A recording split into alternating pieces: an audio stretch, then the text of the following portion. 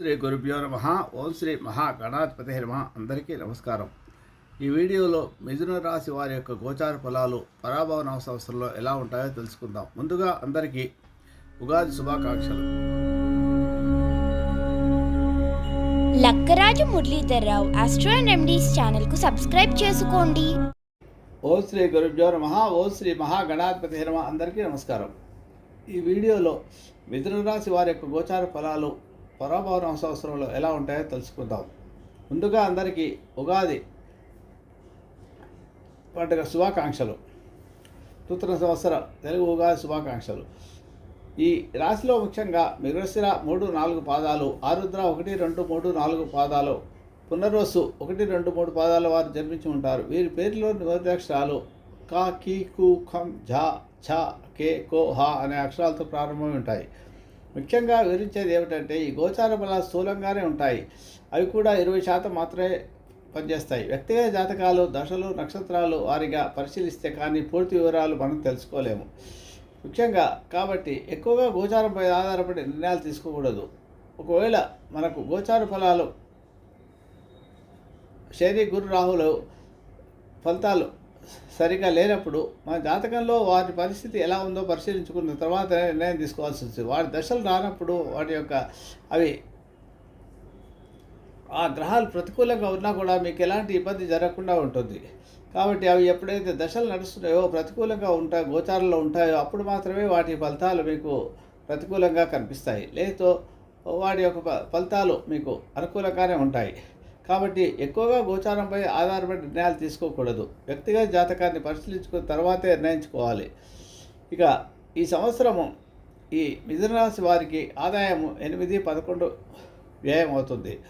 ఇక ఆదాయ వ్యయాలను పరిశీలిస్తే ఈ రాశి వారికి ఆదాయం తక్కువగా ఉండి వ్యయం ఎక్కువగా ఉంది. దీనివల్ల అప్పులు చేయాల్సిన పరిస్థితి వచ్చే అవకాశం అనిపిస్తుంది. కానీ మీరు పుణ్యకార్యాలు చేయడం వల్ల, దానాలు చేయడం వల్ల మీరు అప్పులు బాధ కలగకుండా ఈ సంవత్సరం గడిపేయవచ్చు. లేదా అప్పులు చేసి మీ పనులు పూర్తి చేసుకోవాల్సి వస్తుంది.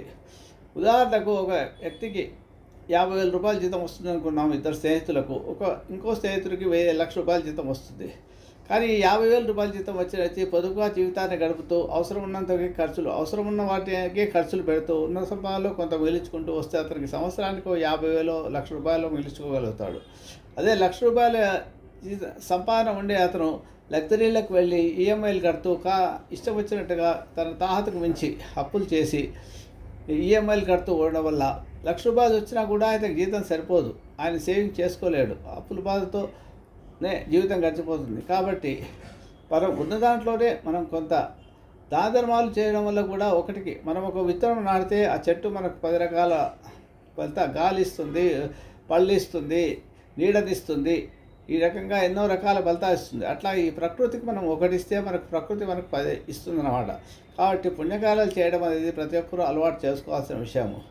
దానాలు, పుణ్యకార్యాలు చేయడం వల్ల మనకు ఒరిగే నష్టం అంటూ ఏమీ లేదు. కానీ దానివల్ల మనకు దైవానుగ్రహం చేత మనకు కొన్ని ఆపదలు కానీ ఏమన్నా అనుకోని సంఘటనలు కానీ జరిగి డబ్బు ఖర్చు కాకుండా ఉండే అవకాశం ఉంటుంది. కాబట్టి ఈ విషయాన్ని గమనించాలి. ఇక ఈ మిథున రాశి వారికి రాజభుజము, అవమానము 7 అయింది. ఇక్కడ రాజభుజం, అవమానాలు పరిశీలిస్తే రాజభుజం తక్కువగా ఉండి అవమానం ఎక్కువగా ఉన్నప్పుడు మీరు చాలా వరకు మీరు మౌనంగా ఉండడం మంచిది. ఎక్కువగా మాట్లాడడం, ఇతరుల విషయాలు జోక్యం చేసుకోవడం వల్ల, సలహాలు ఇవ్వడం వల్ల, అనవసరమైన చర్చలు, వివాదాస్పద విషయాల్లో మీరు పాల్గొనడం వల్ల మీకు అవమానం కలిగే పరిస్థితి ఏర్పడవచ్చు అవకాశం ఉంటుంది. కాబట్టి మౌనమే సరైన పరిష్కారం. అవసరం ఉన్నంత వరకే మాట్లాడండి.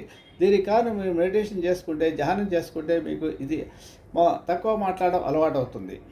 ఇక ఈ మిథున రాశి వారికి గురువు ఉగాది నుండి 1వ స్థానమైన సాధారణ అంటే జన్మలోనే శుభుడై ఉన్నందువల్ల వృత్తి, ఉద్యోగ రంగాల్లో ఆలస్య అభివృద్ధి ఉంటుంది. స్థానచలనాలు ఉంటాయి.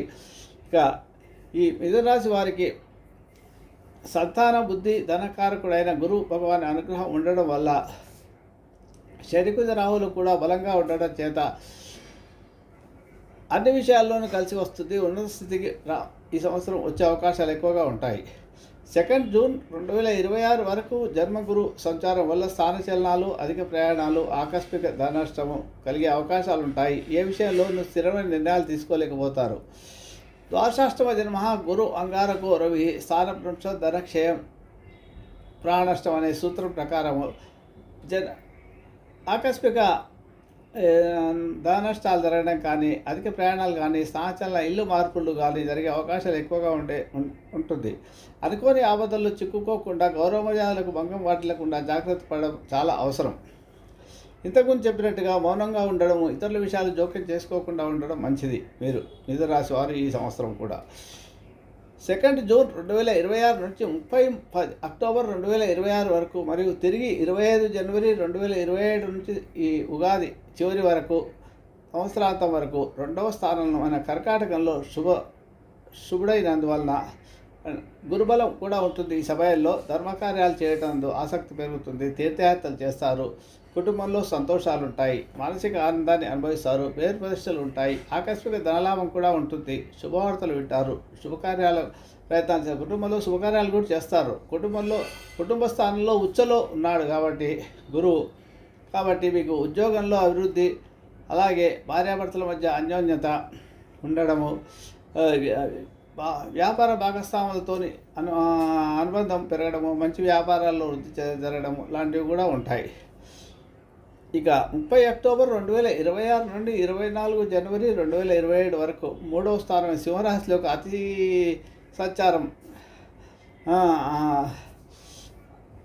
సంచారం చేయడం వల్ల, సింహరాశిలో సంచారం సాధారణ శుభుడైనందువల్ల బంధుమిత్రులతో విరోధం ఏర్పడకుండా జాగ్రత్త పడవలసిన అవసరం ఉంటుంది. 3వ స్థానం అనేది బంధుమిత్రులు, సమాజము, చుట్టుపక్కల వాళ్ళు అవుతారు కాబట్టి ఆర్థిక ఇబ్బందులు ఎదుర్కోవాల్సి వస్తుంది. స్వల్ప అనారోగ్య సమస్యలు కూడా ఏర్పడే అవకాశాలు ఉన్నాయి. వృత్తి ఉద్యోగ రంగాల్లో అభివృద్ధి ఉంటుంది.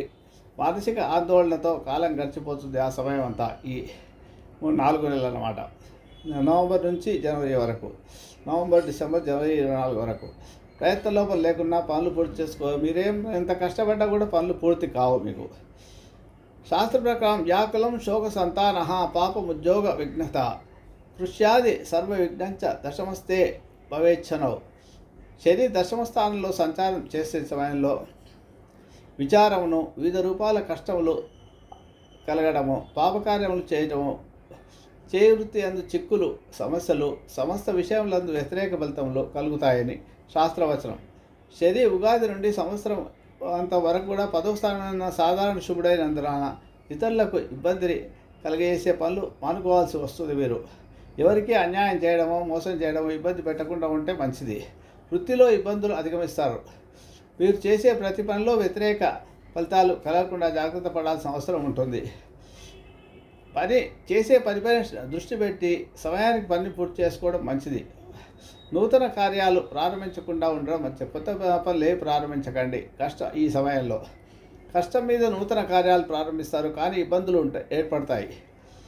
గోవాజి గజ నాశంచ ధనధాన్యాది నాశకృత్ ప్రయాణ క్లేశమాప్నోతి భాగ్యస్థానగతో పడిహి అనేది శాస్త్రవచనం. అనగా రాహు భాగ్యస్థానం అందు, అనగా 9వ స్థానం అందు సంచారం చేసినప్పుడు పశు నష్టము, ధనధాన్య నష్టము, శరీరం త్రిపుట, కార్య విఘ్నములు, రాహు జరిగే అవకాశాలు ఎక్కువ ఉంటాయి. రాహు ఉగాది నుండి 5 డిసెంబర్ 2026 వరకు 9వ స్థానమైన కుంభరాశిలో సాధారణ శుభుడైనందువలన, భాగ్యం అంటే 9వ స్థానం, తలచిన కార్యాలకు ఆటంకాలు ఏర్పడతాయి. స్థిరాస్తులకు సంబంధించిన సమస్యల్లో జాగ్రత్తగా ఉండడం మంచిది. మోసపోయే అవకాశాలు ఉంటాయి. ఆర్థిక పరిస్థితి ఆందోళనకరంగా మారుతుంది. నూతన కార్యాలు ప్రారంభించకుంటే మంచిది. ప్రయాణాలు ఎక్కువగా చేస్తారు. ప్రయాణాల్లో ఇబ్బందులు ఏర్పడే అవకాశాలు, జాగ్రత్తగా ఉండడం మంచిది. ఇక రాహు అష్టమంలో సంచారం చేసేటప్పుడు శాస్త్రవచనం ప్రకారం దేహపీడ, మనక్లేశం, చతుష్పాద మృగాద్భయం, రాజకోపం, ప్రయాణంచ అష్టమ స్థానగోభణి. రాహు అష్టమ స్థానం సంచారం చేసే సమయంలో శరీర పీడ అంటే అనారోగ్య మనోవిచారము, మానసికంగా కృంగిపోవడము, క్రూర జంతువుల వలన భయము, ముఖ్యంగా క్రూర జంతువులు అంటే ఇవాళ రేపు మనకు కుక్కలే, రాత్రిపూట వచ్చినప్పుడు చేసేటప్పుడు ఆ కుక్క కాటు వల్ల కూడా ఇబ్బందులు ఏర్పడతాయి. కాబట్టి జాగ్రత్తగా కుక్కలకు దూరంగా ఉండడం మంచిది. రాజదండనాది అంటే రాజదండ అంటే ఈరోజు రేపు మనకు సిగ్నల్స్ చేరక జంపింగ్ చేయడం వల్ల పెనాల్టీస్ పడడమో, లేకుంటే ఇన్కమ్ ట్యాక్స్ కట్టకపోవడమో, టైంలీ ఎలక్ట్రిసిటీ బిల్ కట్టకపోవడమో, దానివల్ల పెనాల్టీ పడడం, ఇలాంటివన్నీ కూడా మీరు మర్చిపోయి ఏదో పనిలో ఉండి ఇన్కమ్ ట్యాక్స్ కట్టకపోవడం, మున్సిపల్ ఎలక్ట్రిసిటీ బిల్ కట్టకపోవడం వల్లనో, లేకుంటే మీరు ఎక్కడో సిగ్నల్ జంప్ చేస్తుంటారు చాలా కట్టకపోవడం వల్లనో ఇబ్బందులు ఏర్పడే అవకాశాలు ఎక్కువగా ఉంటాయి. కాబట్టి తరచూ ప్రయాణాలు చేయాల్సి వస్తుంది. ప్రయత్న కార్యాలన్నీ ఏం చేద్దామనుకున్నా కూడా ఈ ఇబ్బందులతో ఆగిపోతాయి. ఇత్యాది అశుభ ఫలితాలు ఉంటాయి అష్టమందు రావు సంచారం చేత. 6 డిసెంబర్ నుంచి ఈ సంవత్సరాంత వరకు అష్టమ స్థానం నందు మకరంలో అశుభుడైనందున మానసిక ఆందోళన కలుగుతుంది. ఆరోగ్యం గురించి కొంత జాగ్రత్త వహించాల్సి ఉంటుంది. అనారోగ్య సమస్యలు ఉంటాయి. ఆకస్మిక భయం ఏర్పడుతుంది. ప్రయాణాల్లో జాగ్రత్తలు చాలా అవసరము. ప్రయత్న కార్యాలు ఇబ్బందులు ఎదుర్కొంటాయి. కాబట్టి కొత్త ప్రయత్నాలు ఏమి చేయకుండా ఉండడం మంచిది. విదేశీయాన యోగం ఉంటుంది. ఉన్న ఊరు నుంచి దూర ప్రదేశాలకు వెళ్ళాల్సిన పరిస్థితి ఏర్పడే అవకాశాలు కూడా ఉంటాయి. కుక్కల వల్ల ప్రమాదం ఉంటుంది. ఇవన్నీ కూడా జాగ్రత్తగా మీరు పరిశీలించుకోవాల్సిన అవసరం ఉంటుంది. ఇక మానహానిర్ మనఃక్లేశం ధైర్యహాని తదైవ చ భాతృద్వేషం మహాకష్టం విక్రమసో యథాపణి. కేతువు తృతీయ స్థానం ముందు తృతీయ రాశి అవుతుంది. శివము ప్రవేశించినప్పుడు అపకీర్తియు, మనస్తాపమును, తోబుట్టువులతో కలహాలు, అనేక రకాల కష్టాలు కలిగే అవకాశాలు ఉంటాయి.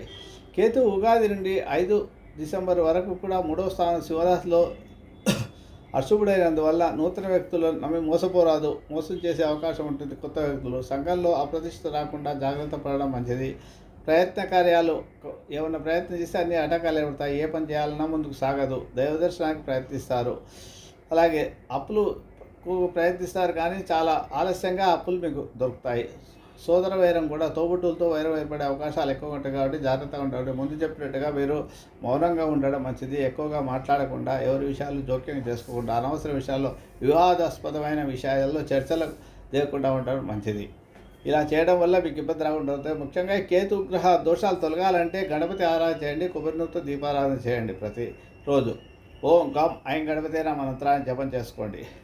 ఇక సౌభాగ్యం, భాగ్యం, ఆరోగ్యం, అర్ధలాభం, యశస్కరం, వాక్పౌరుషం, వరోధంచ ధనస్థానగతో పడి.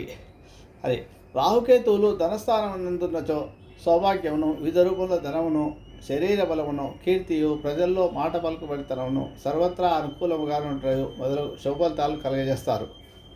కేతువు 6 డిసెంబర్ నుంచి సంవత్సరాంతం వరకు 2వ స్థానం కర్కాటకంలో సంచారం చేస్తుంటాడు.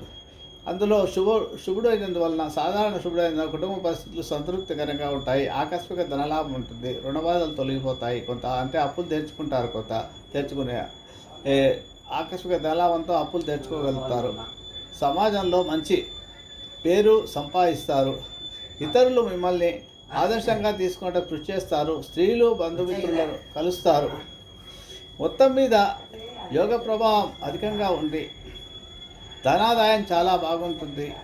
భార్యాభర్తలు కలిసి ఏ పని చేసినా, ఏ వ్యాపారం తలపెట్టినా నూతన గృహ లాభంలో, కట్టడాలు, గృహంలో వివాహ శుభకార్యములు ఆనందంగా చేసుకుంటారు.